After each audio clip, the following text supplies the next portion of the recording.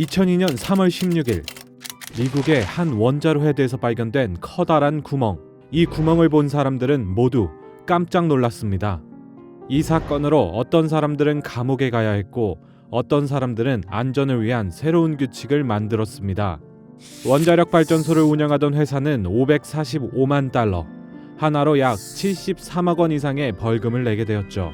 하마터면 큰 사고로 이어질 뻔한 이 구멍은 무엇이었을까요? 이 사건이 바로 데이비스 베스 원자로 헤드 손상 사건입니다.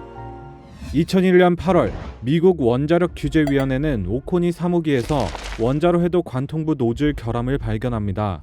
원자로 헤드가 손상되면 냉각수가 누출되어 크게는 노심 용융으로 이어질 수 있는 원인이 됩니다. 그래서 미국 원자력 규제위원회는 모든 원자력 발전소에 대해 관통부 노즐 검사를 요구합니다. 하지만 데이비스 베스 원전 사업자는 절차에 따라 잘 감시하고 있으니 검사를 늦춰달라고 요청합니다.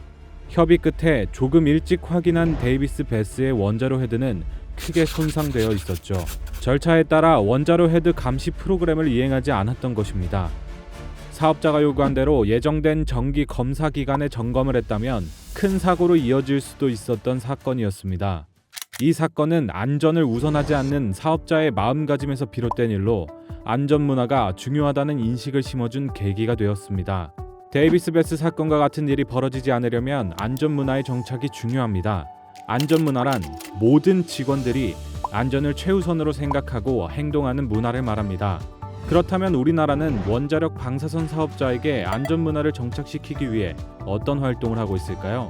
첫 번째, 원자력 관계 면허를 소지한 작업 종사자들에 대한 보수 교육을 하며 안전에 대한 중요성을 강조하고 있습니다. 특히 맞춤형 안전 교육을 중심으로 방사선 작업 종사자 안전 역량 강화와 사건 사고 사례로 알아보는 예방 교육을 크게 확대해 진행하고 있습니다. 두 번째, 원자력 안전위원회는 원자력 안전 사전 실습 교육 강화 사업을 시행하고 있습니다. 국내 원자력 방사선 관련 학과가 소재한 대학에 안전의식 함양을 위한 정규 교과 과정을 개설하고 현장 실습 기회를 제공하는 것입니다. 특히 올해부터는 산학연관 합동 업무 협약을 맺어 국제 수준의 안전 마인드를 갖춘 인력이 원자력 산업 현장에 공급되도록 할 계획입니다. 또한 원자력 안전법 시행 규칙 중 안전 문화에 관한 부분에서 안전 문화의 증진을 위해 어떤 일을 해야 하는지 규정하고 안전 문화에 대한 평가를 하는 등 안전 문화가 뿌리 내릴 수 있도록 노력하고 있습니다. 원자력 이용에 따른 산업 발전은 안전이 바탕이 되어야 합니다. 가장 중요한 것은 사람의 안전의식일 것입니다. 안전을 지켜야 하는 현장에서 작은 것 하나 소홀히 하는 마음, 괜찮겠지는 안전을 담보할 수 없습니다. 안전은 사람입니다. 오늘 영상을 잘 보셨다면 원자력 안전정보공개센터가 제공하고 있는 원자력 안전에 대한 다양한 정보에도 관심을 가져주세요. 다음 시간에도 원자력 안전에 대한 유용한 정보로 찾아오겠습니다.